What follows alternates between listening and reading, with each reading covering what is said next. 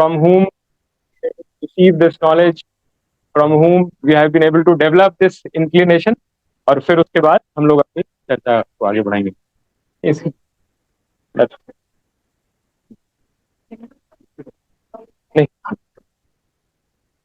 ओम अज्ञानतिमिरान्धस्य ज्ञानाञ्जनशलाखया चक्षुरुन्मीलितं येन तस्मै श्रीगुरवे नमः.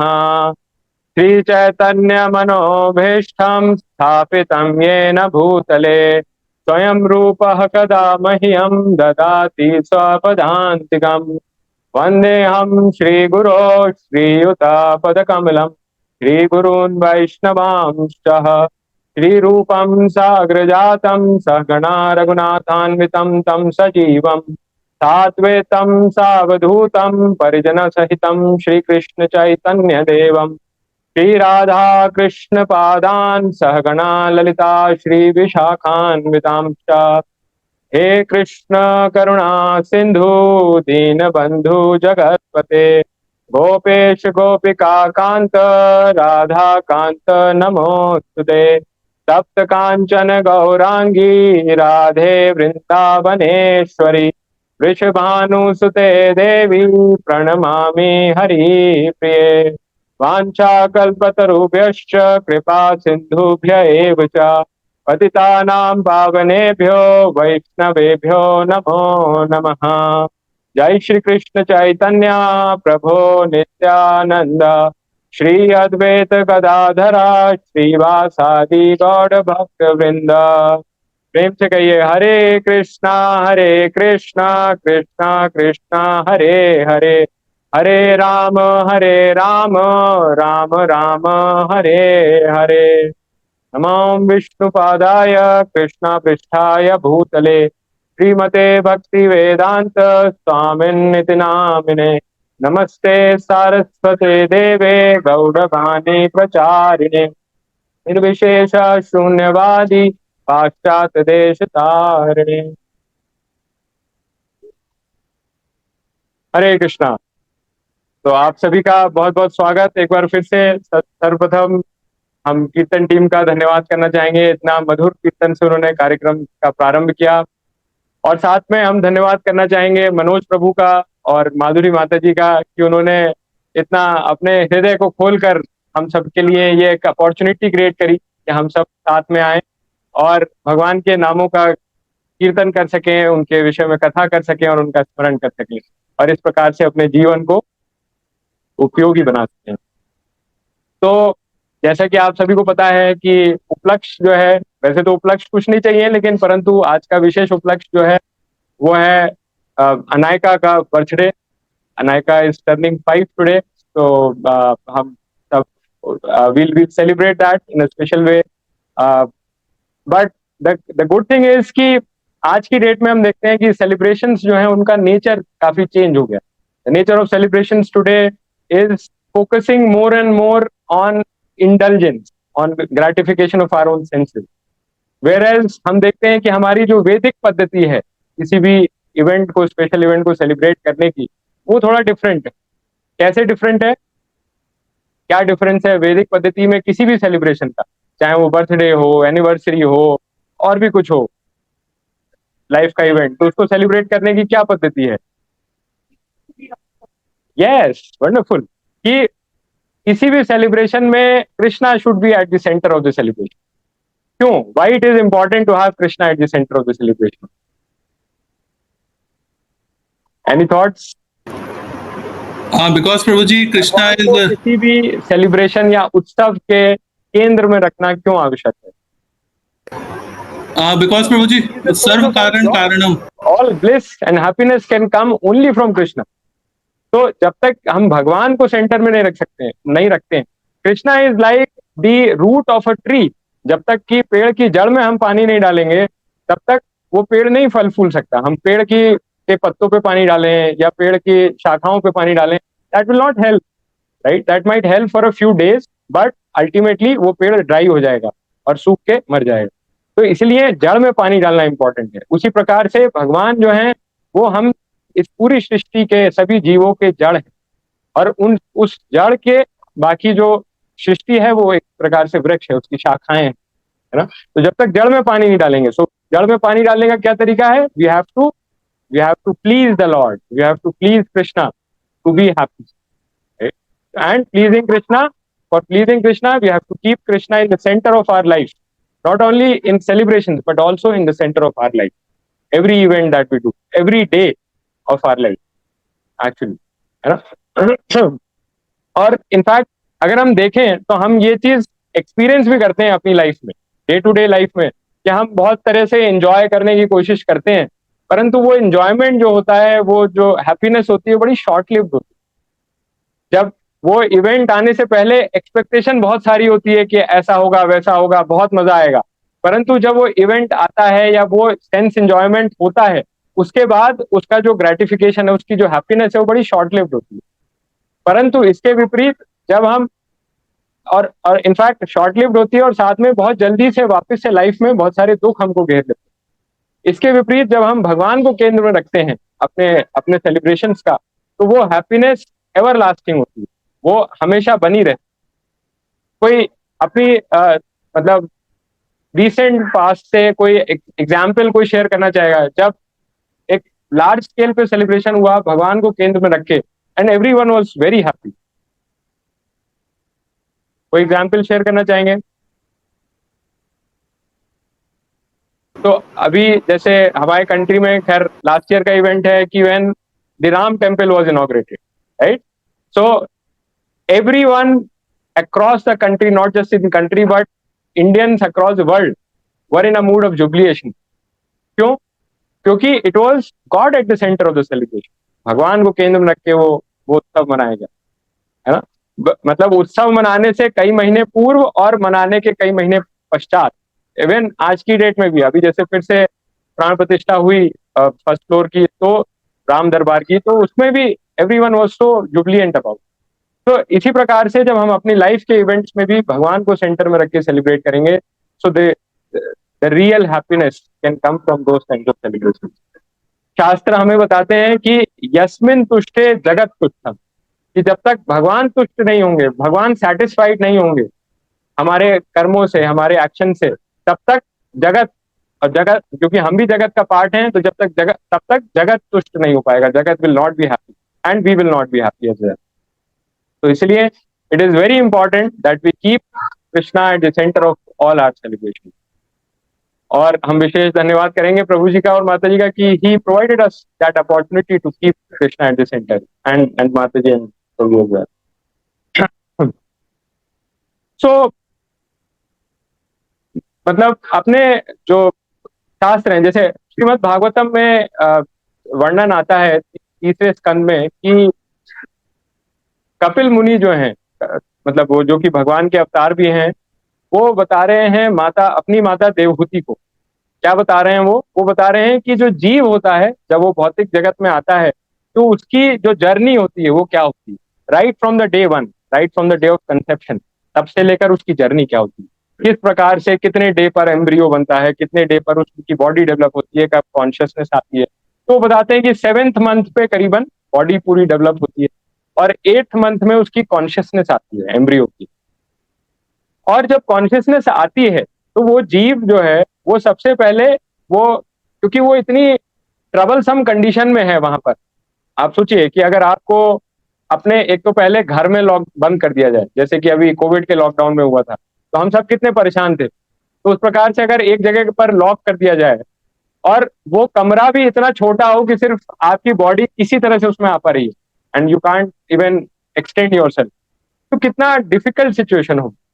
और उसके साथ साथ उसी कमरे में देयर इज लॉट ऑफ मतलब lot of unwanted things also there, है ना। तो आपके लिए कितना डिफिकल्ट सिचुएशन होगी। और ऐसी जगह पर अगर आपको एक लॉन्ग टर्म के लिए रहना है, 8-9 महीने के लिए, तो वन कांट इवन इमेजिन। तो इसी प्रकार से जो वो एम्ब्रियो होता है, जो बच्चा जब गर्भ में होता है, तो उसके लिए इतनी डिफिकल्ट सिचुएशन वो होती है। और उस डिफिकल्ट सिचुएशन में जब वो इतना पेन में होता है, तब उसको भगवान की याद आती है, तब उसको ये याद आता है कि अपने पिछले जन्मों की याद आती है। बताते हैं कि बच्चे को अपने पिछले 100 जन्मों की याद आती है, कि मैंने उन जन्मों में क्या किया और किस प्रकार से मैंने पाप किए, जिसके कारण मैं अभी भी भौतिक जगत में फंसा हुआ हूँ और मुझे बार बार पुनः पुनः जन्म लेना पड़ रहा है। पुनरअपि जननम पुनरअपि मननम पुनरअपि जननी जठरे शयनम। ये अपने श्रीपाद शंकराचार्य बता रहे हैं कि किस प्रकार से बार बार जब तक जीव पाप करता रहता है और भगवान की शरण नहीं लेता है, तब तक उसको बार बार जन्म मृत्यु के चक्कर में जन्म लेना पड़ता है। और लेकिन इस चक्कर से जो छूटने का उपाय है वो एकमात्र भगवान की शरण लेना। और तब वो 8वें महीने में वो जो शिशु होता है वो भगवान की शरण लेता है। वो भगवान से भगवान को पहले तो अपोलोजाइज करता है कि मैंने आपकी शरण अभी तक नहीं ली, और ये प्रण लेता है, कमिटमेंट लेता है कि मैं इस जन्म में आपकी शरण अवश्य लूंगा। परंतु जैसे ही जन्म होता है, वो बाहर आता है वापस माया में, तो क्या होता है, फिर वो भूल जाता है। फिर से वापस से वो जो पेरेंट्स होते कहते हैं पापा पापा मम्मी मम्मी, है ना, वो उसको याद दिलाते हैं, मतलब पापा अर्थात कि जो तेरे पाप है उसकी वजह से तू यहाँ आया है। ठीक है, तो लेकिन हम भूल जाते हैं। तो परंतु it is very important this birthday celebration और our birthday celebration is an occasion for us to remember that commitment that we made to the Lord, that we have not remembered you so far, but this is the opportunity. I will utilize this life to remember you, to take your shelter, to surrender to you. And भगवान की शरण लेने का क्या नतीजा होगा, क्या outcome होगा, भगवान जैसे भगवत गीता में बता रहे हैं, गारंटी कर रहे हैं कि क्या, सर्वधर्मान परित्यज्य माम एकम शरणम व्रजा अहम त्वाम सर्व पापेभ्यो मोक्षयिष्यामि मा शुचा। कि अगर तू सारे अपने जो बाकी एंगेजमेंट्स हैं, जितने भी प्रकार के धर्म हैं, वो छोड़कर मेरी शरण लो, मेरी शरण लोगे तो क्या होगा, मैं तुम्हें सारे पापों से मुक्त कर दूंगा। और इसमें कोई डाउट नहीं है, मां सोचा उसको री एम्फेसाइज करते हैं। तो पॉइंट ये है कि हमें, मतलब हमने ये कमिटमेंट भी किया, हम फिर भूल गए। भगवान अपने शास्त्रों के माध्यम से स्वयं अपने, मतलब गुरु के रूप में आकर, तरह तरह से विग्रह के रूप में आकर हमें बार बार ये याद दिला रहे कि हमने वो कमिटमेंट किया था, हमें उसको फॉलो करना है। और वो ही हमारी मुक्ति का एकमात्र माध्यम है, वो ही खुश होने का, प्रसन्न रहने का एकमात्र माध्यम है। फिर भी हम उसको याद नहीं रख पाते। इसलिए it is very important that we remember that keep Krishna in the centre of our life, not just in the celebration but every day of our life, and make our life successful. अब शास्त्रों में बताया गया है कि 3 चीजें हर किसी को करनी चाहिए। क्या 3 चीजें हर किसी को करनी चाहिए? एक है दान, एक है तप, और एक है यज्ञ। दान, तप और यज्ञ भगवान बता रहे हैं कि इवन जो मनीषी हैं, जो प्योर सोल्स हैं, उनको भी प्योरीफाई करता है। इसलिए it is important for everyone to do 3 things. कौन सी 3 चीजें? दान, तप और यज्ञ। ठीक है, दान हम सब समझते हैं कि दान कैसे करना चाहिए, क्या है, किसको करना चाहिए। दान देखिए, बहुत से वैरायटी का दान होता है। दान भी सतोगुण में, रजोगुण में, तमोगुण में, इस प्रकार से होता है। परंतु देखिए, दान वहां करना सबसे उपयोगी है, वहां करना सबसे उचित है जहां पर उसका बेस्ट यूटिलाइजेशन हो सके। और बेस्ट यूटिलाइजेशन जो है वो not for the upliftment of the body है, परंतु for the upliftment of the soul. Upliftment, किसी को अगर कोई रेड लाइट पे कोई गरीब बच्चा मिला, उसको हमने मान लीजिए एक वक्त का खाना खिला दिया, तो उसकी अपलिफ्टमेंट या अपकीप ऑफ द बॉडी हुई, परंतु उसकी सोल का अपलिफ्टमेंट नहीं हुआ। तो उसकी अपलिफ्टमेंट ऑफ द सोल के लिए इट इज इंपॉर्टेंट दैट दान goes to those causes which are helping upliftment of the soul. And which are those causes? The spread of spirituality, the spread of the holy name of the Lord. Those are the causes जहां पर कि हम लोगों की soul का upliftment करते हैं। तो जैसे जो अलग अलग ऑर्गेनाइजेशंस हैं, मंदिर है, इस्कॉन इज एन ऑर्गेनाइजेशन जो कि इस चीज में, इस एफर्ट में काफी एक्टिवली लगे हुए हैं। तो we should try to ensure कि we contribute regularly at least a portion of our earnings to these kind of causes. ये हो गया दान। दूसरा है यज्ञ। यज्ञ जो है, अब भांति भांति के यज्ञ हो सकते हैं। द्रव्य यज्ञ होता है, ज्यादातर हम लोग जो यज्ञ समझते हैं वो कौन सा है, वो स्वाहा स्वाहा वाला यज्ञ जो होता है, तो उसको द्रव्य यज्ञ कहते हैं। परंतु वो एक प्रकार है यज्ञ का। यज्ञ के ऐसे बहुत सारे अनेक प्रकार हो सकते हैं, जैसे कि ज्ञान यज्ञ। हम लोग इस समय जो चर्चा कर रहे हैं वो ज्ञान की चर्चा कर रहे हैं, तो वो ज्ञान यज्ञ हो गया, है ना। इसी प्रकार से जो इस युग के लिए, अभी कौन सा युग चल रहा है? कलयुग चल रहा है ना? तो कलयुग के लिए, हर युग के लिए एक सबसे सूटेबल यज्ञ होता है। कैसे? क्योंकि उस युग के लोगों की जो कैपेबिलिटीज हैं, क्षमताएं हैं, जो उसके अनुसार उस युग का जो सूटेबल यज्ञ रिकमेंड किया गया है शास्त्रों में। तो जो कलयुग है उसके लिए जो सबसे सूटेबल यज्ञ रिकमेंड किया गया है वो कौन सा रिकमेंड किया गया है? संकीर्तन यज्ञ। Very nice. भगवान के नामों का संकीर्तन। जैसे कि अभी प्रभु जी ने हम लोग को हेल्प किया भगवान के नामों का संकीर्तन करने के लिए। तो that is the most recommended यज्ञ फॉर कलयुग। और मोस्ट रिकमेंडेड है मतलब कि उसका सबसे ज्यादा पोटेंशियल, जब हम भगवान के नामों का जप करते हैं, चाहे वो कीर्तन के माध्यम से करें, चाहे माला पे भगवान के नामों का जप करें, तो वो सबसे पोटेंट है। Because it helps not only help us deliver our mind but also deliver us from the sins, जो भी हमने पाप किए हैं इस जन्म में, पिछले जन्म में। क्योंकि जब तक वो पाप का अकाउंट नहीं खत्म होगा तब तक हम इस जन्म मृत्यु के चक्र से बाहर नहीं निकल सकते। और पाप का अकाउंट खत्म करने के लिए दो ही तरीके हैं। क्या? कि एक तो या तो उसको, उसके जो रिएक्शन है उनको हम भोगें। अब पता नहीं उसको भोगने में कितना समय लग जाए, और जब तक भोगेंगे कितने जन्म लग जाए उसको भोगने, और जब तक भोगेंगे तब तक कुछ और नए कर्म भी क्रिएट कर लेंगे, तो उसके रिएक्शन फिर और भोगने पड़ेंगे। तो ये नेवर एंडिंग साइकिल बन जाती है। और दूसरा तरीका जो रिएक्शंस को खत्म करने का है वो है भगवान के नामों का जप। जब भगवान की हम भक्ति करते हैं, उनके नामों का जप करते हैं, तब जितने भी हमारे कर्म हैं, चाहे वो खाली इस लाइफ टाइम के ही नहीं, पिछले जितने भी लाइफ टाइम्स के जितने भी जन्म हमने लिए हैं, सबके जो कर्म हैं उनके रिएक्शंस को हम विद इन सेकेंड्स खत्म कर सकते हैं। That is the potential of taking one name of the Lord in the right spirit. तो इसलिए हमें भगवान के नामों का जप नित्य प्रतिदिन करना चाहिए, और जब तब हो सके तो भगवान के संकीर्तन में भी पार्टिसिपेट करना चाहिए। तो दूसरा हो गया यज्ञ, और तीसरा है तप, है ना? दान, यज्ञ और तप, ये तीन कर्म किसी को कभी भी नहीं छोड़ने चाहिए, है ना? तो तप जो है, व्हाट इज तप? तप से क्या समझते हैं? Sorry, hard work. ओके, डेडिकेट करना अपने को, ऑस्टेरिटी। तो क्या एक भिखारी जो, जिसको एक दिन खाना नहीं मिला, इज ही डूइंग अ तप? सॉरी, नहीं, वॉलंटियर होना चाहिए। Yes, very nice. और anything else that needs to be part of tap? चलिए, मैं दिन भर आज खाना नहीं खाऊंगा, और मैं बैठ के पूरे दिन मैं नेटफ्लिक्स पे सीरीज देखूंगा। इज दैट तप?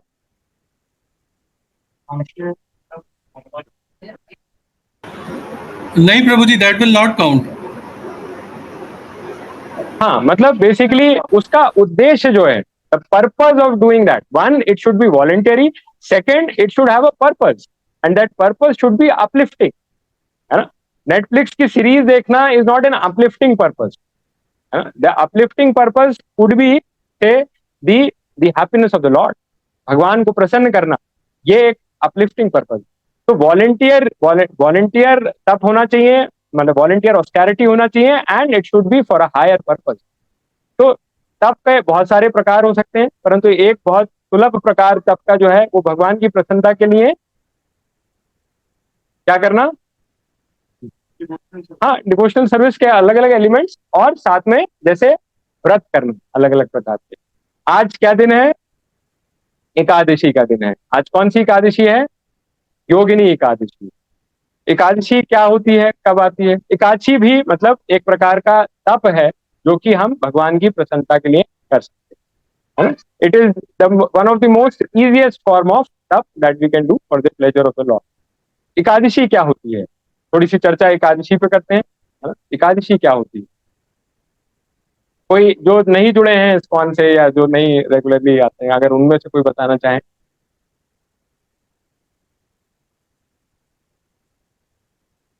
एकादशी सुना तो होगा सबने, भारत में जितने लोग जन्म लिए हैं सबने कभी ना कभी। यस, बताइए।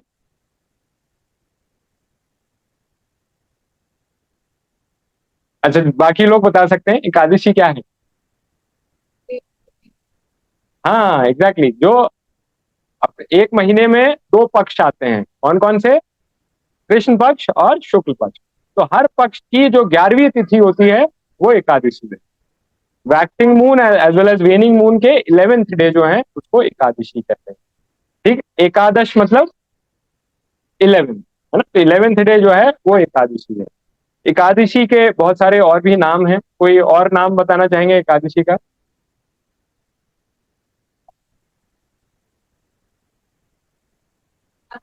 माधव तिथि। Who is Madhav? Krishna is Madhav, है ना? तो it is also called, Ekadashi is also called Madhav tithi, क्योंकि it is so dear to the lord, it is the date of the lord, है ना? इट इज कॉल्ड माधव तिथि। और कोई नाम? It is also called Harivasar. Hari मतलब भगवान, और वासर अर्थात दिन, है ना? तो ये हरि का दिन है, ये भगवान का दिन। इट इज ऑल्सो कॉल्ड भक्ति प्रदायिनी। Ekadashi itself is a day which can provide one with bhakti to the Lord. It is so potent. So Ekadashi is a very special day which is very dear to the Lord. भगवान ने जो सबसे important instructions दिए हैं अपनी भाषा में, वो कौन से दिए हैं? किस शास्त्र में मिलते हैं हमको? भगवत गीता, है ना? सबने भगवत गीता के विषय में सुना होगा। कोई जिसने भगवत गीता के विषय में नहीं सुना, है ना? किसने बोली है? कृष्ण ने बोली है। किसको बोली है? अर्जुन को बोली। ठीक है, ये तो सबको पता है। कितने श्लोक हैं? सॉरी,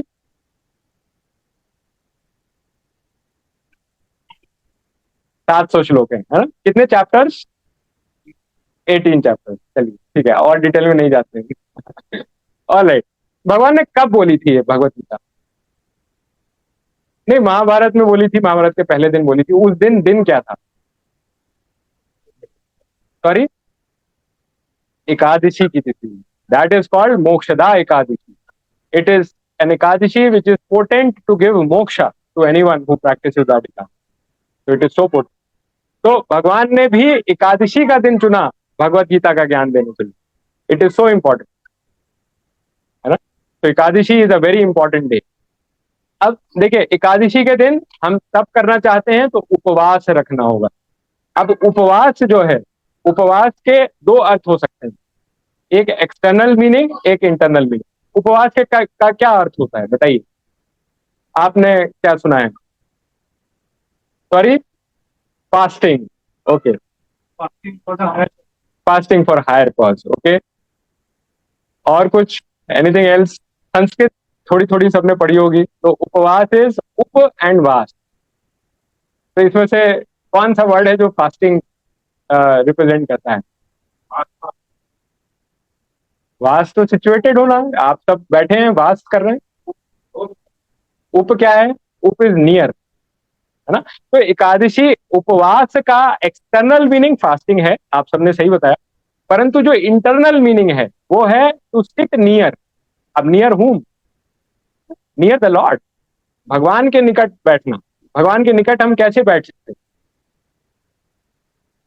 भगवान के निकट हम बैठ सकते हैं उनकी भक्ति करके, अलग अलग प्रकार से। कैसे? हम भक्तों का संग लेके, जैसे यहाँ पर सभी भक्तों का हम संग ले रहे हैं उनके एसोसिएशन में, भक्तों के संग में उनकी सेवा करके, है ना? ये एक प्रकार है। दूसरा और क्या प्रकार हो सकता है? भगवान के नामों का जप करके, है ना? उनके नामों को जब हम स्मरण करते हैं। और कैसे कर सकते हैं? भगवान के जो स्क्रिप्चर्स हैं, भगवान की वाणी जैसे भगवत गीता, या उनके विषय में जैसे श्रीमद् भागवतम, उनका अध्ययन करके। और कैसे कर सकते हैं? भगवान के निकट कैसे बैठ सकते हैं? हाँ मतलब, और भगवान के विग्रह की सेवा करके, है ना? उनकी डीटी वर्शिप करके। तो ये भांति भांति के प्रकार हैं, या उनके धाम जाकर, है ना, धाम में जाकर भी हम भगवान के निकट जा सकते हैं। तो ये भांति भांति के प्रकार है। परंतु ओवरऑल उद्देश्य क्या है इनका? ओवरऑल उद्देश्य यह है कि जो शरीर की आवश्यकताएं हैं उनको हम कम करें उस दिन, reducing the needs of the body but increasing the relishment of the soul. जो हमारी आत्मा है उसका मतलब, Ekadashi is like fast for the body but feast for the soul. क्यों? क्योंकि आत्मा को जो वास्तविक आनंद है उसकी प्राप्ति तभी हो सकती है जब वो भगवान की सेवा करे। हमने अभी बात करी थी यस्मिन तुष्टे जगत तुष्टम, जब भगवान तुष्ट होंगे तभी आत्मा और जीव भी तुष्ट हो सकते हैं। जीव क्या है? सभी आत्मा है, राइट।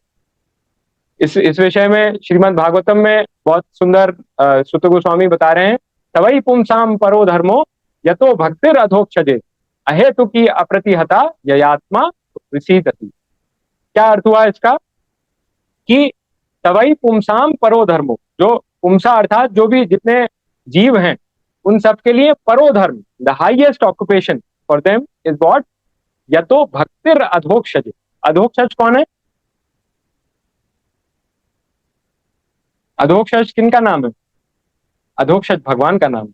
क्यों अधोक्षज भगवान का नाम है? अध अक्षज मतलब अक्षज हमारे senses starting from the eyes, and अधो मतलब उसके बियॉन्ड, जो one who is beyond the senses is Adhokshaja, इसलिए भगवान का नाम अधोक्षज भी है।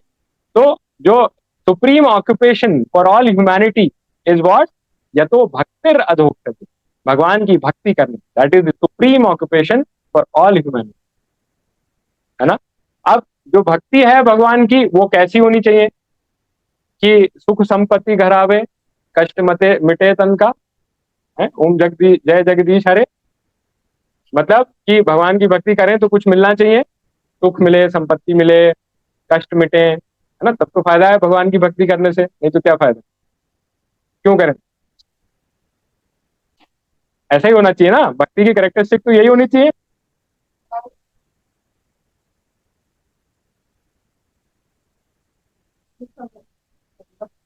जी, ये सब होगा तभी मन लगेगा, ये सब होगा तभी मन लगेगा भक्ति में। लेकिन क्या क्या लेकिन हम भक्ति में तब प्रगति कर पाएंगे क्या? भक्ति का जो असली आनंद है तब उसको प्राप्त कर पाएंगे? नहीं कर पाएंगे। इनफैक्ट तब भक्ति में हम शायद टिके भी ना रह पाए। कुछ दिन के बाद फिर हमारा, ठीक है अभी सुख संपत्ति की जरूरत है, कुछ कष्ट आ गया तो भक्ति करनी, और कल को जब कष्ट खत्म हो जाएगा तब क्यों करनी है भक्ति? सब कुछ बढ़िया तो चल रहा है, क्या जरूरत है ना। तो इसीलिए इट इज इंपॉर्टेंट कि जब हम भक्ति करें भगवान की तो it should be without expecting any return, जिसको कि क्या कहा गया है? अहेतु की। It should be without any cause. हेतु क्या होता है? हेतु इज कॉज। तो भक्ति शुड बी अहेतु की एंड अप्रतिहता। अप्रतिहता का क्या अर्थ हुआ? कि इट शुड बी अनस्टॉपेबल। ऐसा नहीं कि आज करी, इस हफ्ते कर ली, फिर अगले हफ्ते थोड़ा काम का प्रेशर बढ़ गया, अब चलिए थोड़ा लाइट होगा तब देखेंगे, है ना। फिर उसके बाद 2-3 महीने निकल गए, तब किसी दिन कुछ कष्ट आ गए, बॉस ने ऑफिस में डांट दिया, तब फिर ध्यान आया अरे भगवान की शरण लेते हैं, अगले दिन फिर भगवान की पूजा शुरू हो गई, फिर एक हफ्ते तक चली, फिर उसके बाद फिर कुछ सब बढ़िया चलने लग गया, बॉस ने अप्रेजल दे दिया, सब कुछ है, चलिए फिर वापस से भूल गए, तब साइड दुकान बंद कर दी, अपना ऑल्टर वॉल्टर बंद करके। तो क्या ऐसी होनी चाहिए भक्ति? नहीं, it should be unstoppable in any situation of life, चाहे सुख आए चाहे दुख आए, चाहे ऑफिस में बिजीनेस बढ़े चाहे घटे, it should keep going on, है ना। It should be without any cause. एक ही हेतु जो हो सकता है भक्ति का, वो क्या होना चाहिए? वो होना चाहिए भगवान की प्रसन्नता, टू प्लीज द लॉर्ड, यस्मिन तुष्टे जगत तुष्ट। वो तुष्ट हो गए तो बाकी सब तुष्ट हो ही जाएंगे, है ना। तो इट शुड बी अहेतु की, only to please the lord, and second it should be unstoppable, it should be done every day. In fact, not just every day, we should be able to remember about Krishna every moment of our life. जो शास्त्रों में अपने बताया गया है कि स्मर्तव्यो सततम विष्णु विस्मर्तव्यो न जातुचे, कि one should always remember Vishnu और कृष्णा, एंड नेवर नेवर विस्मर्त, मतलब विस्मरण उनका कभी नहीं होना चाहिए, है ना। एंड सर्वे विधि निषेधास्योर एतायोर एव किंकरा, मतलब कि शास्त्रों में जितने भी रूल्स एंड रेगुलेशंस बताए गए हैं वो सब इनके सबऑर्डिनेट हैं, इनके किंकर हैं, इनके इन दो चीजों के सर्वेंट हैं, कि one should always remember Krishna and one should never forget, so that should be the frequency eight which it should be done. अच्छा, तो सवई पुंसाम परो धर्मो यतो भक्तिर अधोक्षजे अहेतु की अप्रतिहता ययात्मा सुप्रसिद्ध। तो जब हम ऐसी भक्ति करते हैं अधोक्षज को, जो कि अहेतुकी हो और अप्रतिहता हो, तभी ययात्मा सुप्रसिद्धति, उसी से आत्मा जो है वो प्रसन्न हो सकती है। उसके सिवा there is no way to make the soul. और हमारी एग्जिस्टेंस जो है वो हम actually we are the soul, we are not this body. तो हम इस शरीर को प्रसन्न रख के we can not be really happy. The only way to become happy is to make the soul happy, and the only way to make the soul happy is to work for the pleasure of the god, to do devotional service, to do bhakti to the god. वो ही एकमात्र माध्यम। ठीक है, तो हम चर्चा कर रहे थे कि जो एकादशी है, एकादशी का objective should be to reduce the needs of the body and increase the relishment of the soul. That should be the objective of Ekadashi. अब एकादशी का पालन क्यों करना चाहिए? Why should be practice Ekadashi? There could be multiple, मतलब कोई बताना चाहेंगे क्यों करना चाहिए एकादशी का पालन? सॉरी, हाँ, इट्स डियर टू लॉर्ड। ठीक है, अगर चलिए थोड़ा सा प्रैक्टिकल, मतलब चलिए नॉन स्पिरिचुअल एंगल से भी देखते हैं। ठीक है, ज्यादातर लोग, हम लोग आजकल मॉडर्न, अपने को मॉडर्न तब समझते हैं जब थिंग्स आर मोर साइंटिफिक। हम कहते हैं अरे साइंटिफिकली बताओ, ये तो बड़ा, मतलब हाँ लॉजिकली एक्सप्लेन करो, ये तो थोड़ा मतलब दक्यानूसी बातें हो गई, कई बार लोग ये भी कहते हैं। तो let's now talk scientific. Why is Ekadashi important to be from a perspective of science? थोड़ा सा ध्यान से सुनिएगा, थोड़ा टेक्निकल है क्योंकि साइंटिफिक एक्सप्लेनेशन है, बट वेरी लॉजिकल। इसके बाद आप खुद भी कन्विंस होंगे और आप किसी को भी कन्विंस कर सकते हैं कि why one should practise Ekadashi. ठीक है, तो we'll discuss the why part. अभी हमने बात करी व्हाट इज एकादशी, अब हम पार्ट डिस्कस करेंगे why Ekadashi, and we'll discuss why Ekadashi under 4 heads. First head will be scientific, second will be Ayurvedic, third will be astrological, and fourth will be spiritual. ठीक है, spiritual discussion कर रहे हैं तो उसको भी रखेंगे। ठीक है, तो पहला साइंटिफिक। डीएनए सबको पता है, राइट? क्या होता है डीएनए? Deoxyribonucleic acid. बट अगर लेमैन टर्म्स में समझे तो it is the, yes, it is the genetic material within the cells of our body, जिसके थ्रू ये जेनेटिक इंफॉर्मेशन ट्रांसफर होती है कि इस व्यक्ति का रूप रंग कैसा होगा, बोलने का तरीका क्या होगा, क्या है, ये सारी चीजें जेनेटिक इंफॉर्मेशन पास ऑन होती हैं, ना खाली एक सेल से दूसरे सेल में, but also from parents to children to grandchildren and so on and so on, right? So that is DNA. So DNA is very important. Right? It is in fact one of the most important materials in our body. DNA में तो DNA थोड़ा helical type का structure होता है, अगर आप लोग ने देखा हो तो। DNA में there is a part which carries this genetic information which is called chromosomes, and there is a part which doesn't carry the genetic information which is sometimes called junk DNA. जब उसका discovery हुई थी तो उसको इन लोगों ने नाम दिया जंक DNA। हालांकि वो जंक नहीं है, उसका बहुत इंपॉर्टेंट रोल है। ठीक है, junk DNA is almost like, जैसे शू लेसेस हमने देखे होंगे, जूते के जो फीते होते हैं, तो उसमें आखिरी में एक प्लास्टिक टाइप का पार्ट होता है, उसका क्या पर्पज होता है? सॉरी,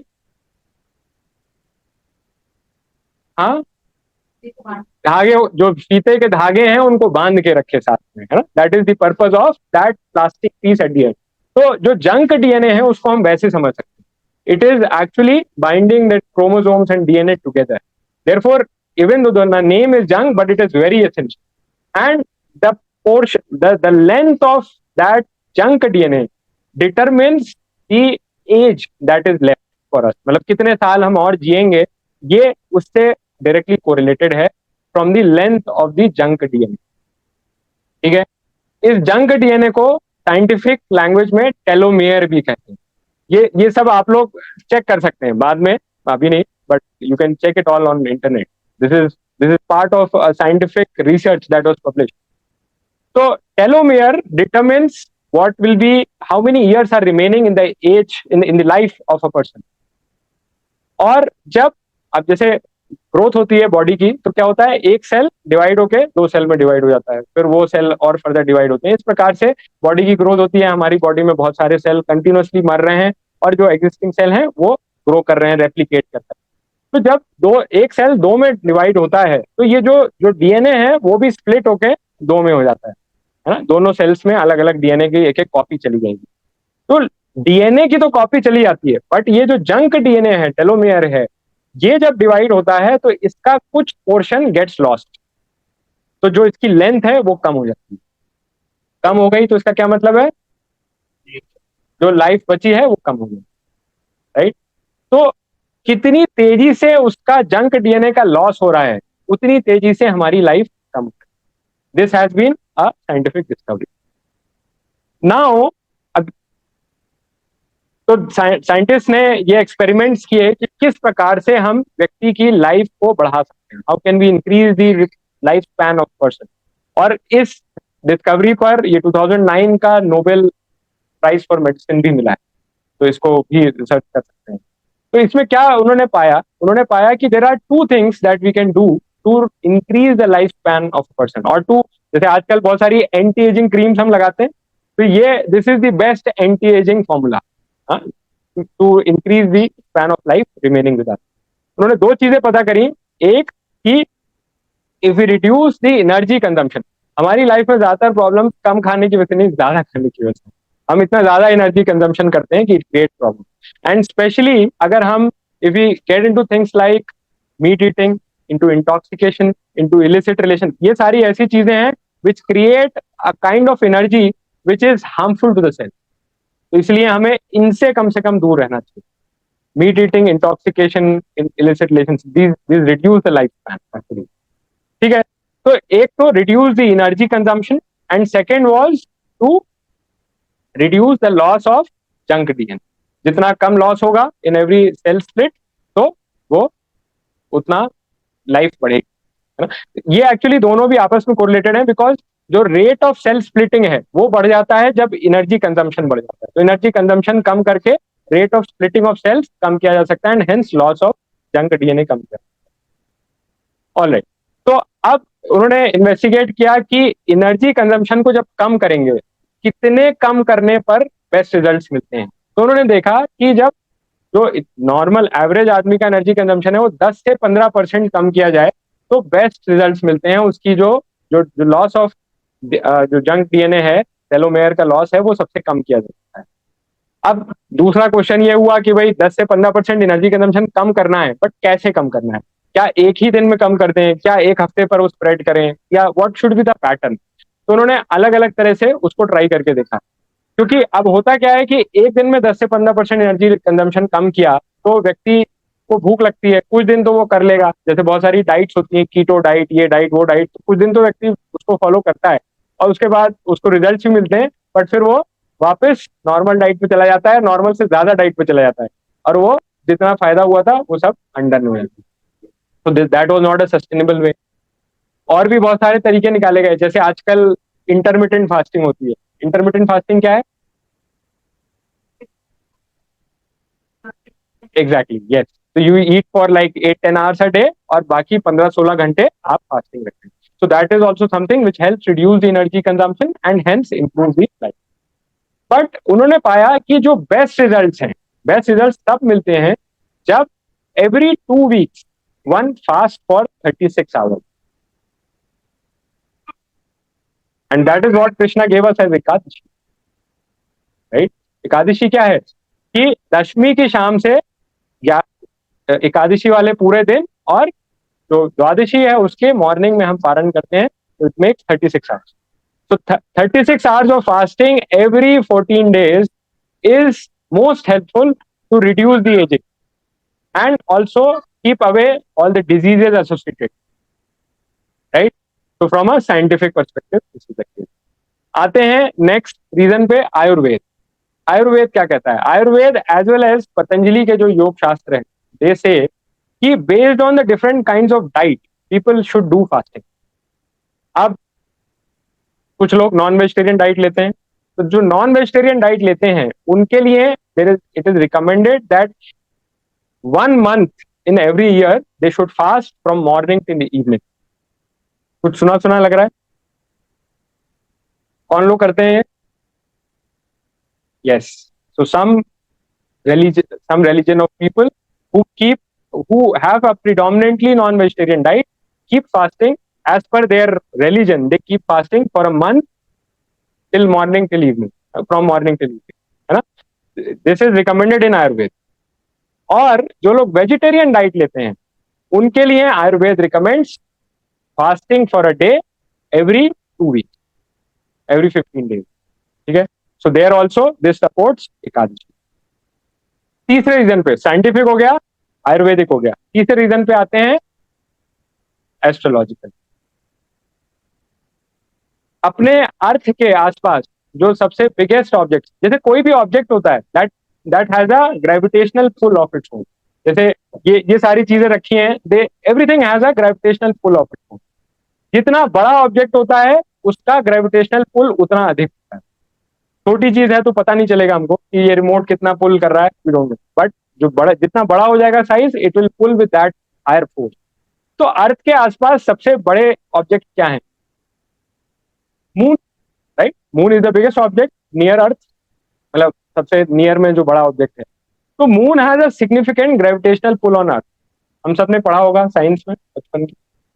और उस ग्रेविटेशनल पुल की वजह से क्या होता है? सॉरी, हाँ, अर्थ के अराउंड रोटेट करता है. अर्थ के ऊपर क्या इंपैक्ट पड़ता है उसका?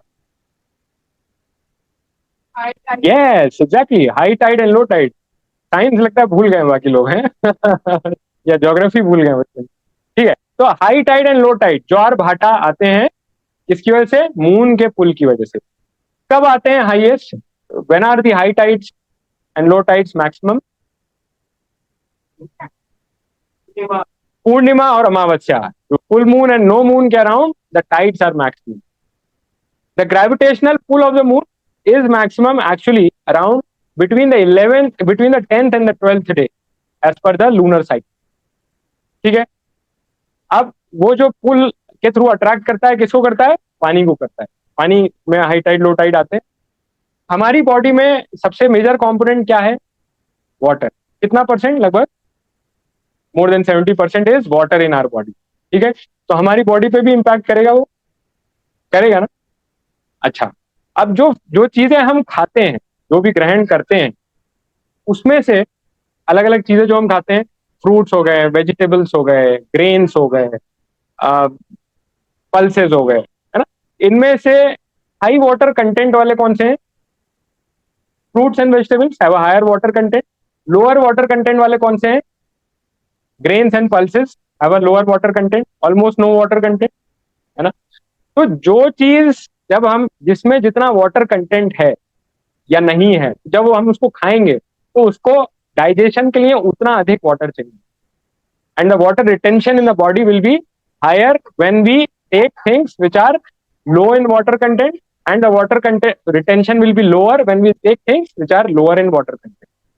ठीक है, क्लियर? तो फ्रूट्स एंड वेजिटेबल्स खाएंगे तो वाटर रिटेंशन बॉडी में कम होगा, और ग्रेन्स एंड पल्सेस खाएंगे तो वाटर रिटेंशन बॉडी में ज्यादा होगा. पानी ज्यादा रोकेगी बॉडी. क्यों? क्योंकि उसको डाइजेशन के लिए चाहिए. They are water deficient food, है ना. तो जब हम एकादशी के अराउंड, दशमी के अराउंड, एकादशी पे जब ग्रेन्स एंड पल्सेस लेंगे तो क्या होगा? बॉडी में वाटर रिटेंशन ज्यादा होगा, और वाटर रिटेंशन ज्यादा होगा तो क्या होगा? मून का जो पुल है वो ज्यादा होगा. There will be high tides and low tides within the body, and this creates a lot of diseases in the body, right? एक तो ये हो गया, it creates lot of diseases. Second, जो हम खाते हैं वो हमारी कॉन्शियसनेस या चेतना में जो परिवर्तित होता है, उसमें अप्रोक्सीमेटली 3 to 4 days लगते हैं. ठीक है, 4 दिन का करीबन समय लगता है. हमने सुना होगा बहुत सारे लोग जो है वो अमावस्या या पूर्णिमा के दिन they lose their mental balance. वो जैसे जो पागल खाने वगैरह हैं, उनमें सबसे ज्यादा केसेस जो हैं वो अमावस्या पूर्णिमा का रिपोर्ट है. और हो सकता है हमने अपने आसपास घर में या रिश्तेदारों में भी लोगों को देखा हो who go a little eerie on the days of Amavasya and Purnima. क्यों? Because if the water retention in the body was higher on the day of Ekadashi, then that consciousness gets reflected on the days of Amavasya and Purnima. So therefore, on Ekadashi, one should take only those things which do not lead to higher water retention. ठीक है, मतलब एकादशी का 11th day पर basically, and that is what we call as Ekadashi. ठीक है, तो क्या क्या हो गया, कौन कौन से रीजन हमने डिस्कस किए, साइंटिफिक, आयुर्वेदिक, एस्ट्रोनॉमिकल। ठीक है, अब आते हैं स्पिरिचुअल। ठीक है, स्पिरिचुअल में there are different stories that have been given in our different shastra. तो जैसे पद्म पुराण की एक स्टोरी आती है, जैमिनी ऋषि जो हैं, जैमिनी ऋषि कौन है, जैमिनी ऋषि वेद व्यास के, वेद व्यास कौन है,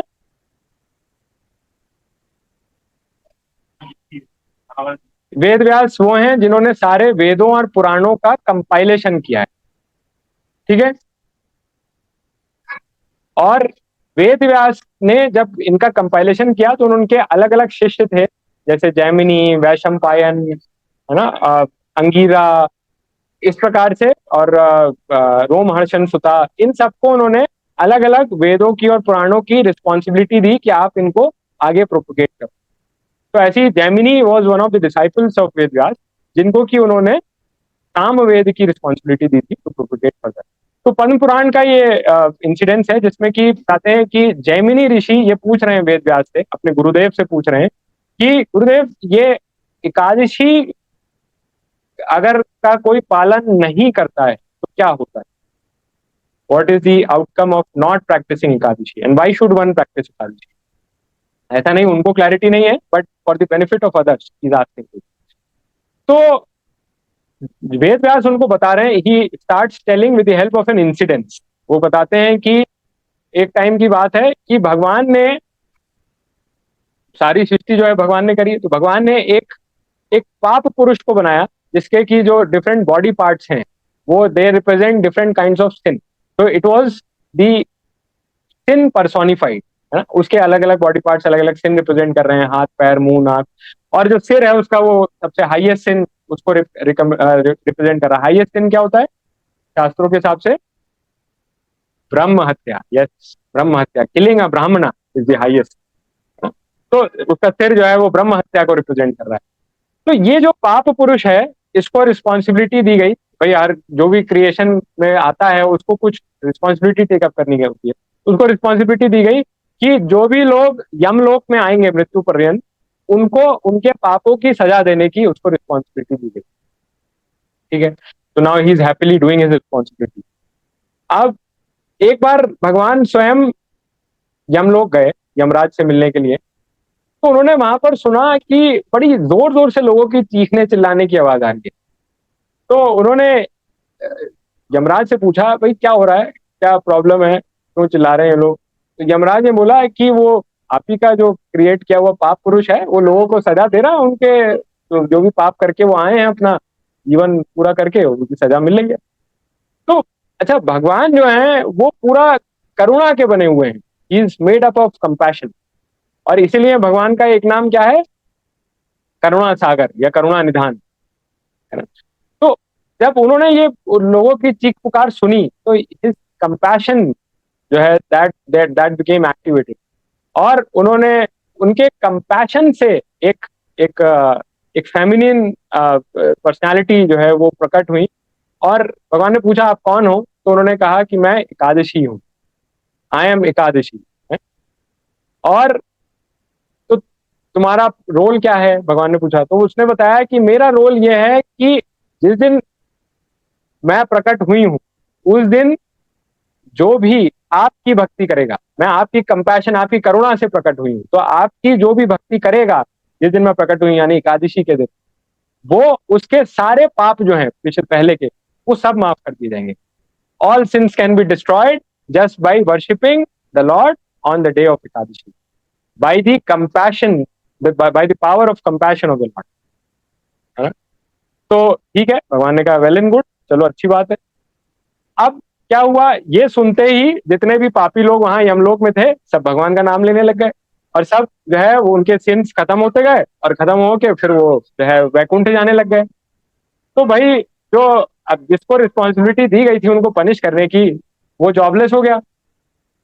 तो भाई पाप पुरुष आता है भगवान से कहता है मैं भी आपकी सृष्टि हूँ, मैं भी आपकी क्रिएशन हूँ। अब आप मैं जॉबलेस हो गया, सब इस तरह से आपका नाम ले लेके वापस चले जा रहे हैं वैकुंठ में, तो मैं क्या करूँ बताइए।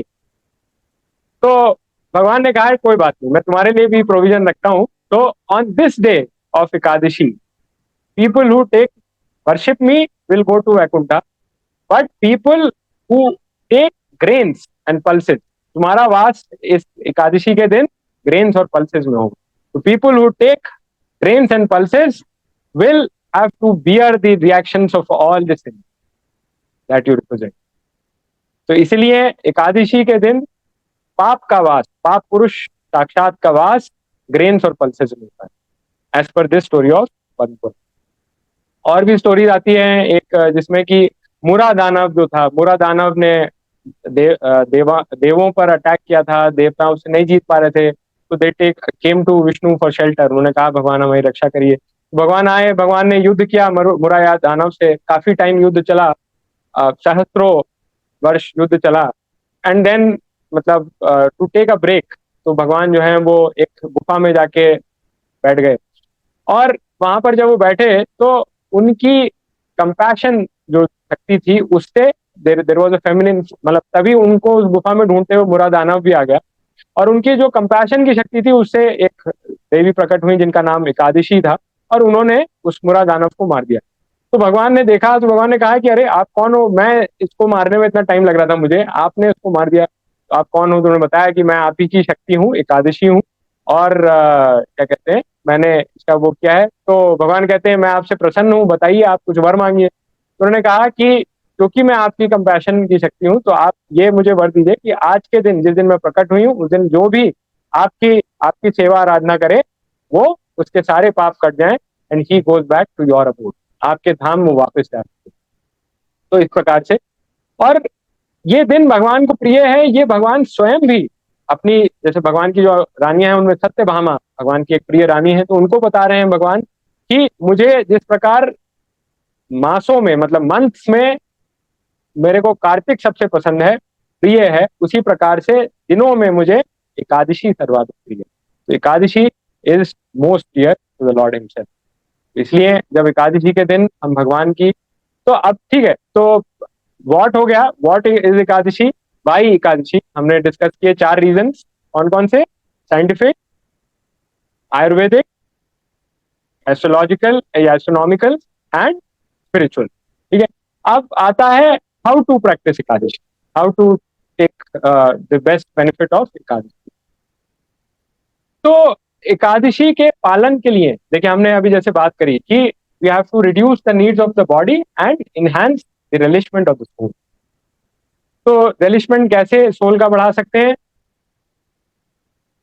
Bye chanting the holy names of the lord more and more. अगर हम नित्य प्रतिदिन भगवान की 4 माला करते हैं, तो हमें आज के दिन बढ़ा के 8 करनी चाहिए, 16 करनी चाहिए, 16 करते हैं तो और अधिक 25 कर सकते हैं, and so on and so fourth. तो आज के दिन अधिक से अधिक हमें भगवान के नामों का जप करना चाहिए, हमको भक्तों का अधिक से अधिक संग लेना चाहिए, भक्तों के संग में आकर उनकी सेवा करने का प्रयत्न करना चाहिए, जिस भी प्रकार से हम उनकी सेवा कर सकते हैं। हमें जो भगवान के विषय में जो शास्त्र हैं उनका उनका श्रवण करना चाहिए, भगवत गीता है, भागवतम है, उनका श्रवण करें, उनका पठन करें स्वयं से। भगवान के जो धाम हैं उनमें जाकर वास करें, ये भी एक उपाय है। तो इस प्रकार से ये सारी चीजें जब हम करते हैं तो हम एकादशी का सर्वाधिक उपयोग कर सकते हैं, उस दिन भगवान को प्रसन्न कर सकते हैं। अब क्या नहीं करना चाहिए, अब कई बार ये भी आप देखेंगे कि लोग सोचते हैं कि भाई चलो आज तो व्रत है, तो आज जो है थोड़ा, आज तो हम टीवी के सामने से हटेंगे नहीं, क्योंकि आज व्रत है, आज कुछ खाना नहीं है, तो आज हम पूरे दिन टीवी। तो उससे क्या लाभ होगा, उससे क्या व्रत का लाभ है, नहीं। क्यों नहीं होगा लाभ, क्योंकि in any spiritual activity there are 2 elements, one is the spirit and other is the ritual। ठीक है, अगर हम स्पिरिट को बाहर निकाल लेते हैं, खाली रिचुअल को फॉलो करते हैं, तो वो रिचुअल ही रह जाता है, उसका इम्पैक्ट नहीं होगा। तो the spirit is to, Ekadashi की स्पिरिट क्या है, उपवास की, to remember the lord, increase our remembrance of the lord, to come near to the lord, है ना। तो that purpose should be satisfied by the Ekadashi vrat. तो इसलिए हमें ये सारी एक्टिविटीज करना चाहिए। And what other things we should not do, जैसे हमने चर्चा करी कि we should not take grains, we should not take pulses, should इसी प्रकार से मतलब बाकी चीजें जो हैं उनको हमें अवॉइड करना चाहिए, नहीं देना चाहिए मतलब इनफैक्ट। और एकादशी का जो व्रत करते हैं उसके अलग अलग लेवल्स होते हैं, तो अपनी शरीर की क्षमता के अनुसार हम लेवल चूज कर सकते हैं। जो टॉप मोस्ट लेवल है जो बताया जाता है वो क्या है, निर्जला एकादशी, है ना, कि विदाउट इवन टेकिंग वाटर। ऐसा नहीं कि वाटर नहीं लेना तो बाकी चीजें ले सकते हैं, नहीं, not taking water and any other thing, completely focusing our attention to serving the Lord that day, immersing ourselves into the remembrance of the Lord, है ना। So that is the highest level. But वो ना हो सके, अभी हमारे last जो एकादशी गई थी उसका नाम भी था Pandav Nirjala Ekadashi. That was a very important Ekadashi, जिस दिन बहुत सारे भक्तों ने निर्जला व्रत पालन करके भगवान के नामों का अधिक से अधिक जप किया। 80 माला तक भक्तों ने करी उस दिन। मतलब आपके बीच में ही वो भक्त बैठे हैं जिन्होंने उस दिन पुनः बिना कोई पानी पिए कुछ किए 80 माला तक उस दिन करी, भगवान के शास्त्रों का अध्ययन किया, श्रवण किया। तो हम सब भी प्रयास कर सकते हैं। उसके बाद निर्जला के नेक्स्ट लेवल है साजला। साजला यानी कि जल ग्रहण करें खाली, और कुछ ग्रहण नहीं। इससे भी अगर बात ना बने तो नेक्स्ट लेवल, थर्ड लेवल है सारसा, कि रस ले सकते हैं, अर्थात कोई फ्रूट जूस है, कोकोनट वाटर है, इस टाइप की चीजें ले सकते हैं। इससे भी बात ना बने तो नेक्स्ट लेवल है फला, कि फलाहार कर सकते हैं परंतु और कुछ ना लें। उसके बाद जो नेक्स्ट लेवल है यानी लास्ट लेवल है वो है अनुकल्प आहार। तो उसमें क्या है कि अनुकल्प आहार जैसे कि सिंगाड़ा, कुट्टू, ये सामक और इस टाइप की चीजें ले सकते, साबूदाना, ये सारी इस टाइप की चीजें ले सकते हैं। प्रिपरेशन के लिए यूज करने के लिए प्रेफर करें कि देशी घी प्रयोग करें, और देशी घी नहीं अगर कर सकते तो कम से कम जो है मस्टर्ड ऑयल ना यूज करें, मस्टर्ड ऑयल और सेसमे ऑयल ना यूज करें, पर ग्राउंड नट ऑयल यूज कर सकते हैं, कोकोनट ऑयल यूज कर सकते हैं, इस टाइप की चीजें यूज कर सकते हैं। ठीक है, तो ये तो हो गए एकादशी के डिफरेंट लेवल। अब एकादशी के बाद जो व्रत, यस नहीं अच्छे नहीं लगने वाली चीज, मतलब क्यों आप ऐसा क्यों पूछ रहे हैं?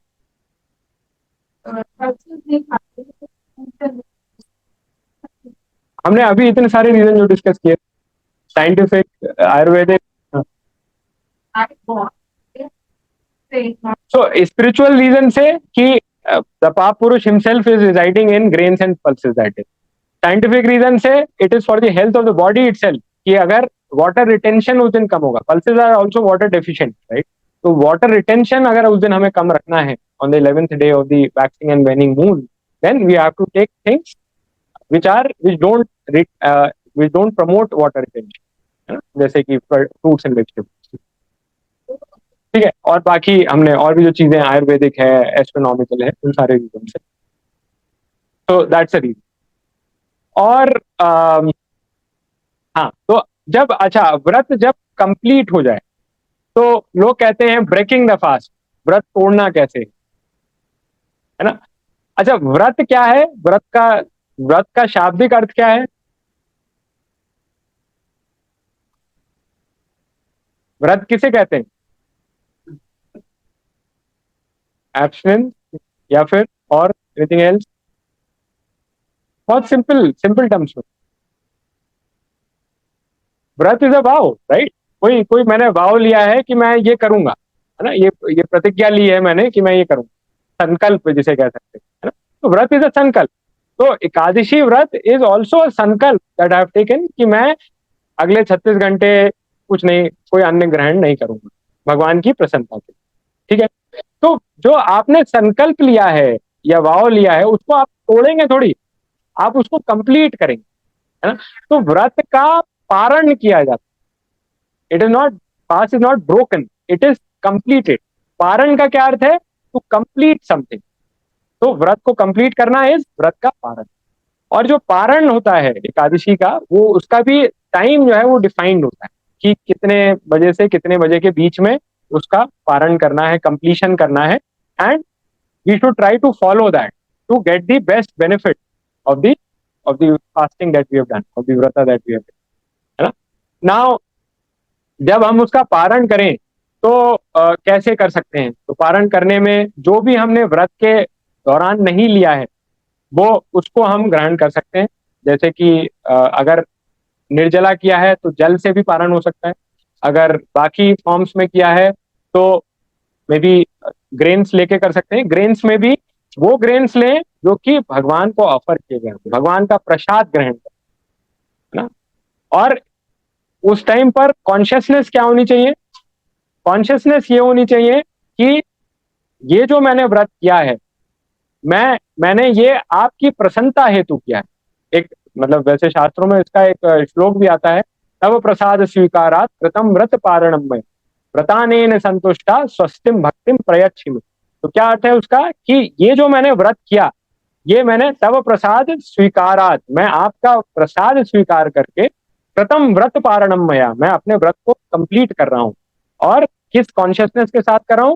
व्रतानेन संतुष्टा, इस व्रत के द्वारा मैं आपको संतुष्ट कर पाऊं। व्रतानेन संतुष्टा स्वस्तिम भक्तिम प्रयच्छिमि, और आप प्रसन्न होके मुझे अपनी भक्ति प्रदान करें कि मैं आगे भी आपकी अहेतु की अप्रतिहता भक्ति करूं। That should be the consciousness of doing पारण फॉर दिस। ठीक है। तो और कोई प्रश्न किसी का? कोई anyone wants to add something? Timing जो आपने बताई, और तो भी हाँ, so that is included in that. So 36 hours is not mandated. What is mandated is कि at least the sunrise, from the sunrise of the day of Ekadashi till the paran time of Dwadashi, है ना। मतलब वो usually sunrise के around ही होता है, तो कम से कम इतने ड्यूरेशन का व्रत होना चाहिए। But usually what helps doing a better vrata और इजियर व्रता इज कि जब हम दशमी की शाम से कुछ भी हैवी लेना बंद कर दें, मतलब शाम के 6-7 बजे के बाद कुछ भी ग्रेन्स लेना बंद कर दें। क्यों दैट हेल्प्स? बिकॉज ग्रेन्स जो होते हैं, क्योंकि वो वाटर डेफिशिएंट हैं, they take the longest to digest. जितना जो चीज वाटर मतलब वाटर जितना ज्यादा होता है वो उतना जल्दी डाइजेस्ट होती है। फ्रूट्स जो है वो 2-2.5 घंटे लेते हैं डाइजेस्ट होने में, वेजिटेबल्स जो है वो 4 घंटे लेती है। जो अपने ग्रेन्स हैं, grains and pulses, they take up 12 to 18 hours to digest. तो अगर दशमी की शाम को हमने मान लीजिए 7-8 बजे 9 बजे हमने कुछ हैवी डिनर लिया विद ग्रेन्स, तो क्या होगा? वो कब तक डाइजेस्ट होगा? नेक्स्ट डे आफ्टरनून के बाद तक वो डाइजेस्ट होगा, और तब तक वो आपको, and digestion is a very energy intensive process, it will need a lot of energy to digest. तो आप लो फील करेंगे उस दिन, एकादशी वाले दिन, और आपको लगेगा मैं कुछ खा नहीं रहा हूँ इसलिए मैं लो फील कर रहा हूँ। बट लो आप इसलिए नहीं फील कर रहे हैं क्योंकि आपने कुछ खाया नहीं, आप लो इसलिए फील कर रहे हैं क्योंकि पिछले दिन शाम को आपने बहुत हैवी ग्रेन्स लिए, and that is needing energy to digest, and because it will need more water, so water content in your blood will go down।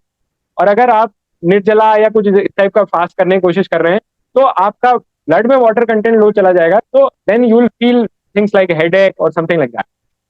तो इसलिए it is advisable for the easiest vrata to not take anything heavy on the evening of Dashami, and from there you can continue till Dwadashi morning. ठीक है, anything else? और कोई कुछ add करना चाहेंगे? Yes मतलब ये मिक्स है या फिर रियलिटी है कि मतलब घर में जब सचिन तो देखिए मतलब है कि मैं जगन्नाथ जी के वहां से कुछ ग्रेस लेके आई हूँ, यस। तो जो जगन्नाथ जी, मतलब जैसे पुरी से कई लोग जगन्नाथ जी को जो चावल का भोग लगाया जाता है उसको फिर वो जो प्रसाद है भगवान का उसको ड्राई कर लेते हैं, दैट इज कॉल्ड निर्मालय। तो कई लोग उसको लेके आते हैं और एकादशी का जब पारण करते हैं तो उस निर्मालय से पारण करते हैं। तो that is highly recommended, that's a very nice process. निर्मालय से हम पारण कर सकते हैं, एक चावल का दाना भी ले लें तो दैट इज गुड इनफ। परंतु अगर वो नहीं भी है तो भगवान के प्रसाद से पारण करें। Yes, anything else? और कोई किसी का प्रश्न? तो कितने लोग कन्विंस हुए कि एकादशी व्रत करना चाहिए? हाथ उठा सकते हैं।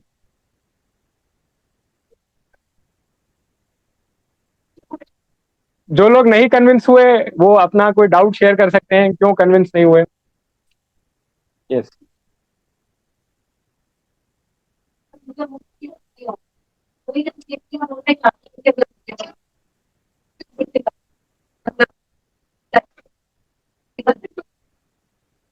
क्योंकि एकादशी भी भगवान की भक्ति का एक अंग है। भगवान रिकमेंड कर रहे हैं ना कि एकादशी व्रत करो, तो फिर अगर हम कह रहे हैं भगवान की भक्ति कर रहे हैं पर उनके आदेश का पालन नहीं कर रहे हैं, तो ये कैसी भक्ति हुई। कोई कह रहा है कि मैं आपको बहुत प्रेम करता हूं, फिर आपने कहा एक गिलास पानी ले आना जरा, मैं वो नहीं लाऊं, तो फिर ये कैसा प्रेम। तो प्रेम वही है ना, भगवान की भक्ति वही है जहां उनके आदेशों का हम पालन करें, उनकी सेवा करें। जी सॉरी। भारत में चावल क्यों अलाउ है? देखिए शास्त्र तो नहीं अलाउ करता है, अब लोग उसके भ्रांतियां निकाल लेते हैं बहुत प्रकार की, परंतु शास्त्र अलाउ नहीं करता है चावल। तो बहुत सारी भ्रांतियां बन जाती हैं। आप वेस्ट बंगाल में ये भ्रांति बन गई है कि सबको मछली खानी चाहिए, तभी आपका हेल्दी बॉडी हो पाएगी, है ना। तो ये भ्रांतियां बहुत सारी बन जाती हैं, परंतु हमें जो रियल नॉलेज है that has to be derived from शास्त्र।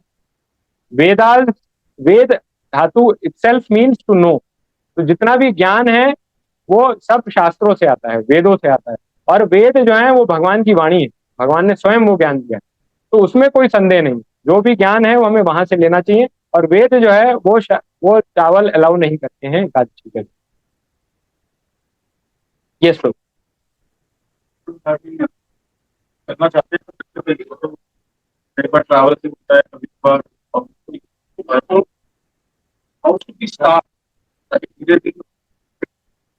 तो ट्रैवल है, ऑफिस में हेक्टिक है, तो then what is the challenge.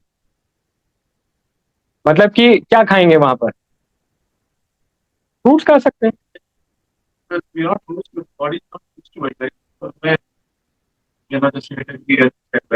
नहीं होगा हेड। ये देखिए, हम जब भगवान की सेवा करने का प्रयास कर रहे हैं, तो क्या भगवान इतने निष्ठुर हैं कि वो बैठे देख रहे हैं बस खाली। नहीं, हमारे अंदर जो भी क्षमताएं हैं भगवान की सेवा करने की, वो भी भगवान से ही आती हैं। जब हम भगवान की सेवा करने का प्रयास करेंगे तो भगवान हमारी क्षमता को 10 गुना बढ़ा देंगे। जिन लोगों ने निर्जला एकादशी रखी वो अपना एक्सपीरियंस शेयर कर सकते हैं। बिफोर डूइंग निर्जला एकादशी सबके मन में अप्रीहेंशन था, कर पाएंगे नहीं कर पाएंगे, कर पाएंगे नहीं कर पाएंगे। जब उन्होंने प्रयास किया तो it was as smooth as anything, कुछ पता ही नहीं चला, जरूरत ही नहीं लगी उस दिन पानी पीने की। For the first time in their life they felt की जरूरत ही नहीं लगी, फील ही नहीं हुआ कि प्यास लग रही है। तो क्यों होता है ऐसा? इसलिए होता है क्योंकि जब हम भगवान की सेवा करने का प्रयास कर रहे हैं तो भगवान हमारी जो क्षमताएं हैं उनको 10 गुना बढ़ा देते हैं, वो क्षमता दे देते हैं कि आप मेरी सेवा कर पाओ। तो इसलिए हमें भगवान पर विश्वास रखते हुए उनकी सेवा करने का प्रयास करना, बाकी जैसा होगा वो करवाएं। और ऐसा नहीं है, कोई ऐसा नहीं लगता है, ये हमारे अप्रिहेंशंस होते हैं, बट ऐसा कोई प्रॉब्लम नहीं होती। और बहुत सारे ऑल्टरनेटिव अवेलेबल हैं। आप अनुकल्प आहार, जैसे घर से हम कुछ बनवा के ले जाते हैं, तो आप अनुकल्प आहार बनवा के ले जाइए। कुट्टू है, सिंगाड़ा है, साबूदाना है, सामक है। आज देखिएगा जो मनोज प्रभु ने प्रसाद अरेंज किया है, कितनी सारी चीजें हैं उसमें, दैट इज ऑल एकादशी प्रसाद। पनीर है ना, सब चीज है उसमें, जितनी चीजें मीठे से लेकर नमकीन तक सब कुछ है। बस ये है कि we don't have to take grains and pulses, that है ना। तो बस उसमें स्विच करना है, कुछ नहीं तो इजी है, फ्रूट्स ले सकते हैं, फ्रूट्स से ही। और किसी के मन में कोई संदेह है, शेयर करना चाहेंगे? मतलब अब वो करते हैं लोग, लेकिन हमें वही है कि we should make this as spiritual activity, not a ritual activity. Spiritual कब है? जब spirit goes with ritual. Spirit क्या है? Spirit is to come near to the lord, to increase our remembrance of the lord. भगवान की जो स्मरण है भगवान का, उसको बढ़ाना है, ना कि जो है वो मतलब खाली व्रत कर रहे हैं, ग्रेन्स नहीं खाना है, तो वो चाहे वो टीवी देख के कर रहे हैं, चाहे वो अनुकल्प आहारी ले रहे हैं तो बार बार ले रहे हैं। तो इसके मतलब है कि उनको अभी भगवान का स्मरण नहीं हो रहा है। जब भगवान का स्मरण होने लग जाएगा तो फिर उसकी जरूरत नहीं पड़ेगी कि 4-4 बार अनुकल्प आहार लेना पड़े, है ना। उसको fix करवाई ना, ज्यादा इसके पीछे कोई रीजन नहीं है, ये इसके पीछे देखिए, तो प्रश्न ये है कि पुरुषों की अपेक्षाएं महिलाएं ज्यादा एकादशी क्यों करती हैं या कर पाती हैं। तो उसका कारण यह है कि महिलाएं स्वभाव से, अब ये थोड़ा सा कंट्रोवर्शियल आंसर हो सकता है, बट क्योंकि पूछा गया है तो मुझे बताना है। सो महिलाएं स्वभाव से थोड़ा इमोशनल होती हैं, and because they are emotional they take up anything which is suggested easily. वो जल्दी किसी चीज को पालन करना प्रारंभ कर देती। They it is easier for them to accept an authority, it is easier for them to accept the authority of the lord, कि भगवान है हमारे ऊपर और हमें उनकी सेवा करनी है, ये वो एक्सेप्ट कर पाती है। पुरुषों का स्वभाव जो होता है वो थोड़ा रैशनल या लॉजिकल की तरफ ज्यादा होता है। तो they want to rationalise everything, कि मेरे को लॉजिक से प्रूव करके दिखाओ कि भगवान की सेवा करनी चाहिए और उससे कुछ होगा। इसीलिए वो जल्दी भगवान की अथॉरिटी को एक्सेप्ट नहीं कर पाते, और क्योंकि नहीं कर पाते हैं तो इसलिए फिर वो जो भगवान की सेवा के एलिमेंट्स हैं जैसे एकादशी व्रत और ये सब नहीं कर पाते। बाकी ऐसा कुछ नहीं है कि क्षमता में कोई फर्क है, दोनों की क्षमताएं हैं, उसको वो अच्छे से करने के लिए। आज पुरुषों को कंट्रोल करने की प्रक्रिया अब इसके आगे और क्या लॉजिक बनता है, मतलब आप किसी भी एंगल से देख लीजिए, साइंटिफिक से देख लीजिए, आयुर्वेदिक से देख लीजिए, योगा करते हैं, एस्ट्रोनॉमी में मानते हैं, स्पिरिचुअल मानते हैं, सब सब प्रकार से प्रूव होता है कि Ekadashi is the way to go, ये सबको करनी चाहिए। इसके बियॉन्ड और क्या लॉजिक बनता है। और इसलिए मैं कह रहा हूँ, अगर किसी के मन में अभी भी कोई शंका है तो वो बता सकते हैं कि ये शंका है अभी मेरे मन में बची, और करने के लिए तरीके भी इतने सारे हैं, 5-5 लेवल्स हमने डिस्कस करे कि ये नहीं तो ये कर लीजिए, ये नहीं तो ये कर लीजिए, ये नहीं तो और क्या, मतलब इसके बियॉन्ड और क्या बचता है। How how it can be made easier. ये इसका भी जवाब सॉरी, हाँ, एज वेरी रेलिवेंट क्वेश्चन, किस एज में करनी चाहिए, कितनी एज से कितनी एज। तो सॉरी,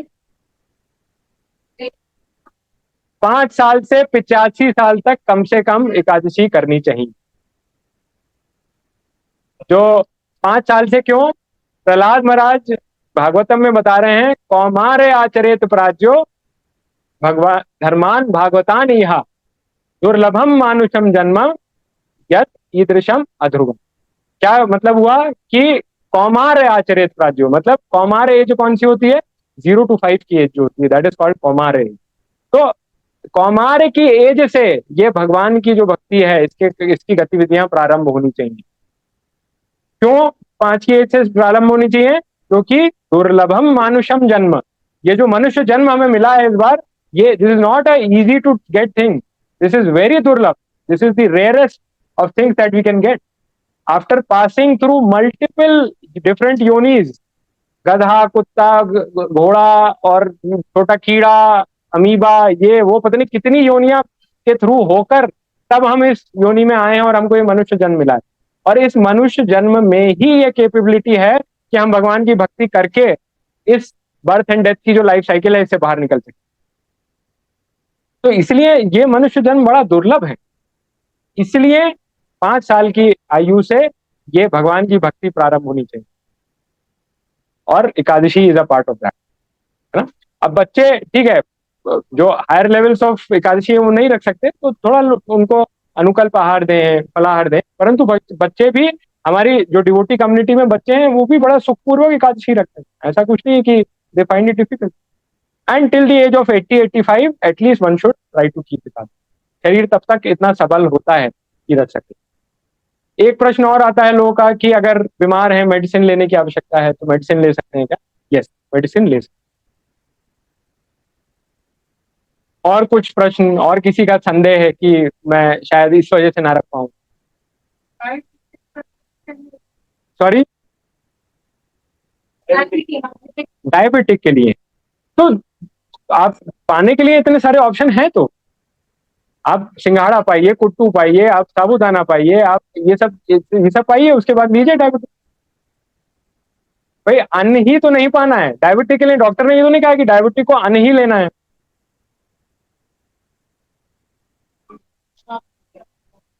और कोई प्रश्न किसी का? ठीक है, तो अगर कोई प्रश्न नहीं बचा, कोई संदेह नहीं बचा, तो उम्मीद करते हैं कि आज के बाद से सब लोग एकादशी व्रत का पालन करें। ठीक है, can we have this commitment? ठीक है, thank you very much. Jagat Guru Srila Prabhupada की जय। हरे कृष्णा।